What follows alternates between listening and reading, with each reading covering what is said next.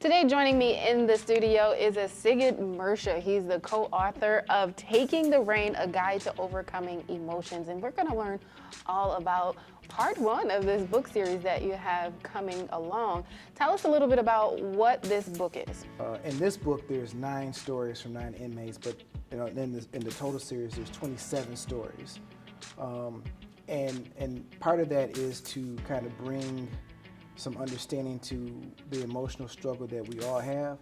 But the other side of that is there are skills that are put in place or that are in this book to kind of help young men in particular, but anybody can use this book to manage their emotions. Yeah, so joining us is also Robert Hines. He's the co-author of this book series.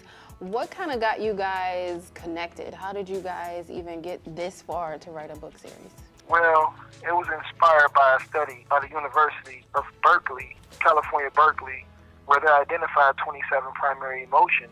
And as I sat in prison, I thought about the experiences that I had as a young man and how I mishandled emotions. And I asked myself, how could I have an impact on all the other young men that may be struggling with the emotions that I struggle with?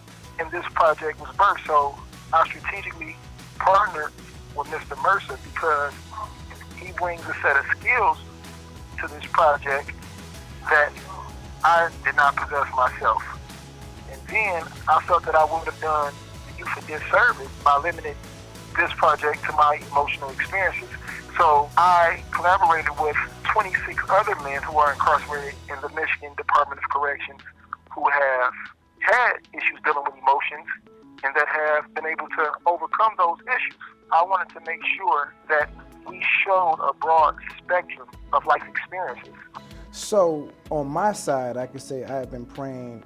I have a couple of different books that are inside of me that I've been working on, and I was like, I need something to kind of help me, get this push to focus. So it was a challenge, and so Robert's wife actually called me, and she called me with the idea.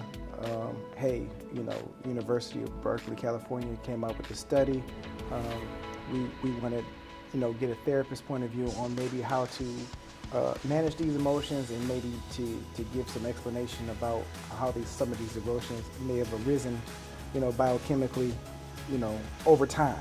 A long time ago when we were first developing as humans, emotions served different functions, but now that we live in bigger cities and we don't have to deal with saber-toothed tigers jumping out at us, things now are a little bit different. Our trigger responses and things of that nature are a lot different than what the responses are the same, but the situations are different. And so how do we manage what was supposed to keep us safe so that we can actually, work in and live in an environment that is not the same